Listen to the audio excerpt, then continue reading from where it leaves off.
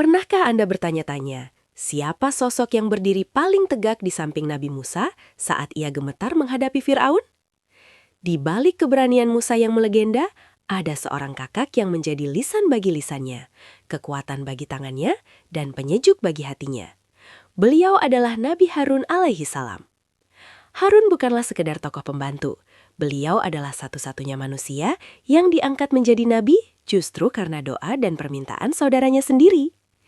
Saat Nabi Musa menerima mandat di Bukit Tursina, ia merasa lidahnya kaku dan hatinya cemas. Musa memohon kepada Allah, "Dan jadikanlah untukku seorang pembantu dari keluargaku, yaitu Harun, saudaraku. Teguhkanlah dengan dia kekuatanku." Allah mengabulkan doa itu seketika. Harun dianugerahi kefasihan bicara yang luar biasa, kemampuan diplomasi yang tenang, dan wibawa yang sangat dicintai oleh Bani Israel. Jika Musa adalah simbol ketegasan, maka Harun adalah simbol kelembutan dan kebijaksanaan. Namun, menjadi pendamping seorang pemimpin besar bukanlah tugas yang mudah. Harun harus menghadapi amarah Fir'aun yang mematikan, serta pengkhianatan umatnya sendiri saat Musa pergi berhalwat. Bagaimana perasaan Harun ketika ia hampir dibunuh oleh bangsanya sendiri demi mempertahankan tauhid? Dan bagaimana ia meredam kemarahan Musa yang meledak-ledak? Simak video ini hingga akhir, karena kita akan melihat sisi lain dari epik pembebasan Bani Israel melalui mata Nabi Harun AS. Sebelum kita mulai, pastikan Anda sudah subscribe dan aktifkan loncengnya. Mari kita masuk ke dalam kisah kesetiaan sejati ini. Harun lebih tua 3 tahun dari Musa. Berbeda dengan Musa yang tumbuh di istana, Harun tumbuh besar di tengah-tengah Bani Israel. Hal ini membuatnya sangat mengenal karakter bangsanya dan sangat dicintai oleh mereka. Ketika Musa kembali dari Madian membawa perintah kenabian, Harun menyambutnya di perbatasan Mesir dengan sukacita. Allah telah mewahyukan kepada Harun untuk membantu saudaranya. Tugas pertama mereka adalah yang paling berat, masuk ke singgasana Fir'aun. Di saat Musa mungkin merasa tegang karena trauma masa lalunya, Harun tampil dengan lisan yang fasih dan tenang. Beliau menerjemahkan pesan-pesan ketuhanan dengan bahasa yang indah, namun tetap berwibawa. Harun adalah jembatan komunikasi antara wahyu yang turun kepada Musa dengan logika manusia yang angkuh seperti Firaun. Firaun berusaha meremehkan mereka, namun Harun tidak terpancing. Beliau tetap berdiri di samping Musa, memperkuat setiap argumen dan memberikan dukungan moral yang tak ternilai. Bayangkan tekanan mental yang mereka hadapi. Setiap kata yang salah bisa berujung pada hukuman mati. Namun kekompakan mereka, Musa dengan mujizatnya dan Harun dengan diplomasinya, berhasil membuat pilar-pilar kekuasaan Mesir terguncang. Bab ini mengajarkan kita bahwa dalam perjuangan besar, kita selalu membutuhkan pendamping yang bisa mengisi kekurangan kita. Harun adalah bukti bahwa seorang nomor 2 bisa menjadi faktor penentu kemenangan seorang nomor 1. Setelah peristiwa pembelahan laut dan selamatnya Bani Israel dari kejaran Fir'aun, ujian baru dimulai. Mereka kini berada di padang pasir yang luas, menuju tanah yang dijanjikan. Allah memanggil Musa untuk naik ke Bukit Sinai selama 40 malam untuk menerima Taurat. Sebelum pergi, Musa menitipkan kepemimpinan kepada Harun. Musa berpesan, "Gantikanlah aku dalam memimpin kaumku dan perbaikilah, serta janganlah engkau mengikuti jalan orang-orang yang membuat kerusakan." Harun memikul tanggung jawab besar ini. Bani Israel adalah kaum yang keras kepala dan mudah goyah imannya setelah berabad-abad diperbudak di Mesir. Di saat Musa tidak ada, muncullah seorang provokator bernama Samiri. Ia memanfaatkan kerinduan Bani Israel pada simbol-simbol Tuhan yang bisa dilihat. Sebuah budaya pagan yang mereka serap selama di Mesir. Samiri mengumpulkan perhiasan emas dan melelehkannya menjadi sebuah patung anak sapi yang bisa mengeluarkan suara. Harun melihat bahaya ini dengan sangat jelas. Beliau mencoba menghentikan mereka dengan cara yang persuasif dan lembut. Beliau berkata, "Wahai kaumku, sesungguhnya kamu hanya diuji dengan anak sapi itu, dan sesungguhnya Tuhanmu ialah Allah yang Maha Pengasih. Maka ikutilah aku dan taatilah perintahku." Namun, mayoritas kaumnya justru membangkang. Mereka bahkan mengancam akan membunuh Harun jika beliau terus melarang mereka. Harun berada dalam dilema. Haruskah ia memerangi mereka dan memicu perang saudara, ataukah ia harus bersabar hingga Musa kembali? Bab ini menunjukkan betapa sulitnya menjaga iman sebuah bangsa tanpa figur kepemimpinan yang tegas seperti Musa. Fitnah patung anak sapi emas ini adalah salah satu ujian terberat dalam hidup Nabi Harun. Samiri berhasil meyakinkan banyak orang bahwa patung itu adalah Tuhan Musa yang terlupakan. Harun terjepit di antara dua pilihan pahit. Jika beliau menggunakan kekuatan fisik untuk menghentikan mereka, Bani Israel akan terpecah belah, dan itu adalah hal yang sangat dikhawatirkan oleh Musa. Harun memilih jalan kedamaian, terus mengingatkan mereka siang dan malam, meski suaranya mulai diabaikan. Pengikut Samiri justru semakin gila dalam penyembahan mereka. Mereka menari dan berpesta di sekitar patung tersebut. Harun hanya bisa melihat dengan hati yang hancur, memohon agar Musa segera kembali membawa petunjuk. Kesabaran Harun di sini sering disalahartikan sebagai kelemahan.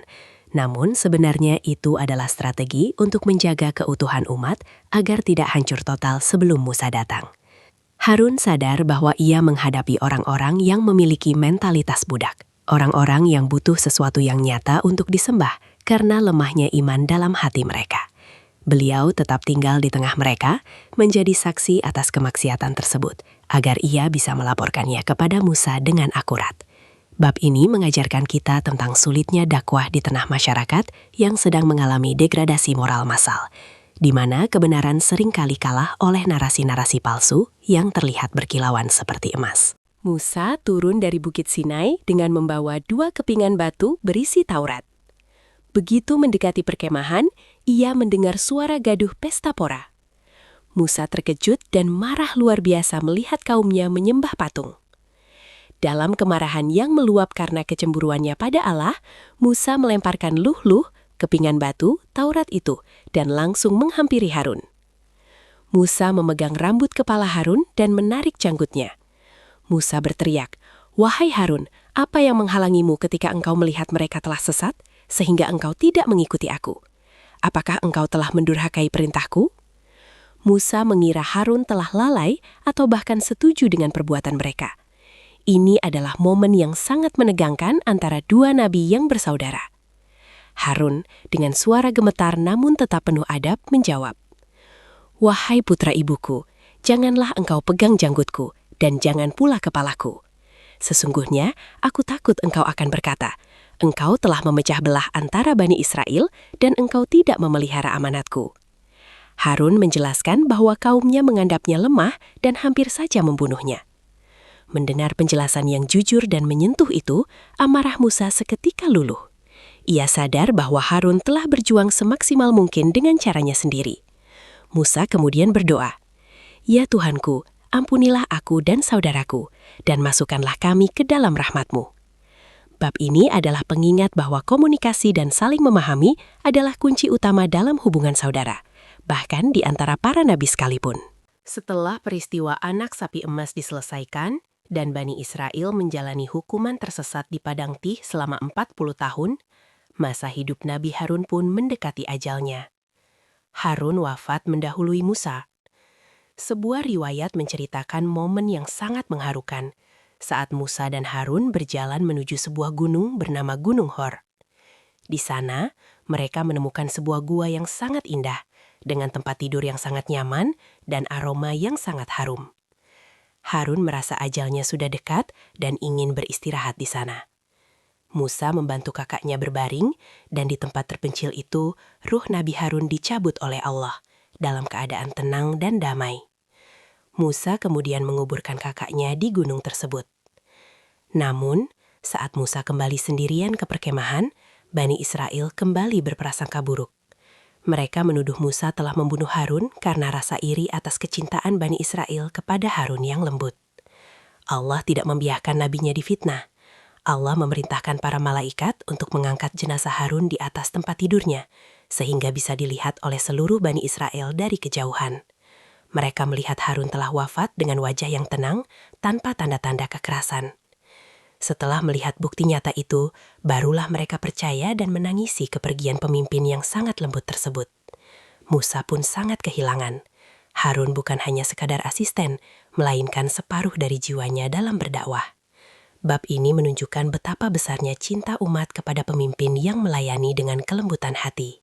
Dalam sejarah Islam, sosok Nabi Harun sering dijadikan rujukan tentang bagaimana seorang pendamping bersikap. Beliau tidak pernah merasa iri atas kebesaran Musa.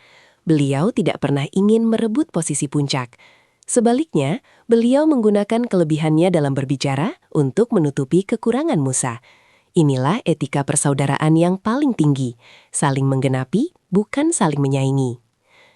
Nabi Muhammad SAW sendiri pernah memberikan perumpamaan yang sangat istimewa tentang hubungan ini. Saat beliau meninggalkan Ali bin Abi Thalib di Madinah untuk perang Tabuk, Ali merasa sedih. Rasulullah bersabda, "Tidakkah engkau ridho mendapatkan kedudukan di sisiku seperti kedudukan Harun di sisi Musa? Hanya saja tidak ada nabi setelahku." Hadis ini menunjukkan betapa mulianya posisi Harun sebagai orang kepercayaan dan wakil yang paling setia. Harun mengajarkan kita bahwa kekerasan tidak selalu menjadi jawaban atas penyimpangan. Terkadang, menjaga keutuhan persatuan jauh lebih penting daripada memaksakan kebenaran dengan pertumpahan darah secara terburu-buru.